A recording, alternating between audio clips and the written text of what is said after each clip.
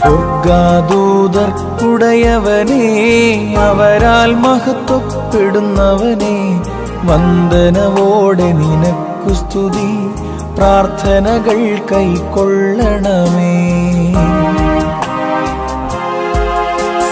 ത്രിയേകാമേകത്രയാം ഏകദൈവവുമായുള്ള പിതൃസുത പരിശുദ്ധാത്മാവാം സത്യപരനേ. ദൈവതിരുനാമം മഹത്വപ്പെടുമാറാകട്ടെ. പരിശുദ്ധ വലിയ നോമ്പിന്റെ അനുഗ്രഹീതമായ നാളുകൾ കൂടി കടന്നു പോവുകയാണ് നാം ഒക്കെയും. കഴിഞ്ഞ 18 സംവത്സരമായി കൂനിയായ ഒരു സ്ത്രീ.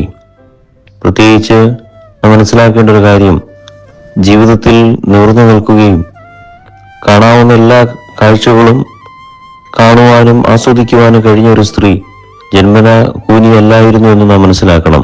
പിന്നീട് ജീവിതത്തിൽ നേരിട്ടതായ ഈ രോഗബാധ അവളെ വിശ്വാസത്തിൽ നിന്ന് അകറ്റുകയോ പിൻവലിക്കുകയോ ചെയ്യാതെ വർഷങ്ങളോളം രോഗപീഠ അനുഭവിച്ചിട്ടും ആ സ്ത്രീ വിശ്വാസം കൈവിട്ടില്ല എന്നുള്ള കാര്യം നാം മനസ്സിലാക്കണം.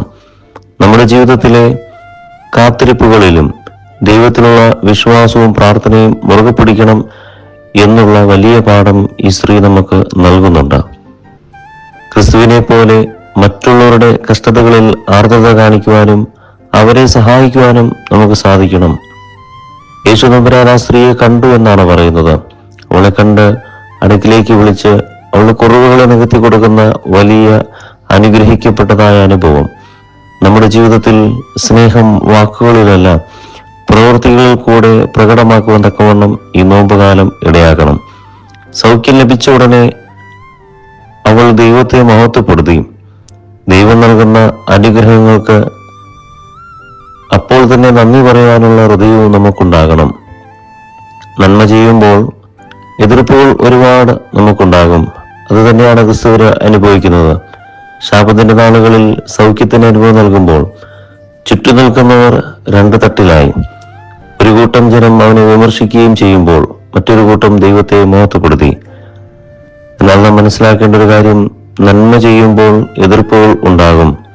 അവിടെ കോപം കൊണ്ടല്ല, മറിച്ച് ദൈവികമായ ജ്ഞാനത്തോടും സ്നേഹത്തോടും കൂടി സത്യത്തിനു വേണ്ടി നിലനിൽക്കുവാൻ തക്കവണ്ണം നമുക്ക് സാധിക്കണം. അതിന് നോമ്പുകാലം നമ്മെ ഏറെ സഹായിക്കട്ടെ എന്ന് പ്രാർത്ഥിച്ചുകൊണ്ട് എൻ്റെ വാക്കുകളിൽ നിന്ന് വിരമിക്കുന്നു. ദൈവം അനുഗ്രഹിക്കട്ടെ.